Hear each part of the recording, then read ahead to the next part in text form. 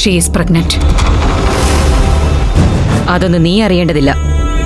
നിനക്കതിലൊന്നും ഒരു പങ്കുമില്ലെന്ന് സ്വയം കരുതി മാറി നിന്നാ മതി. തെറ്റ്.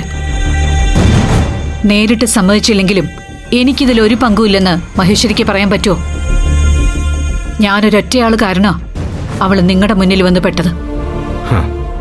നിങ്ങളിങ്ങനെ സ്വയം ഉത്തരവാദിത്വം ഏറ്റെടുക്കാൻ തീരുമാനിച്ചാൽ ഞങ്ങൾക്ക് പിന്നെ ഒന്നും പറയാനില്ല.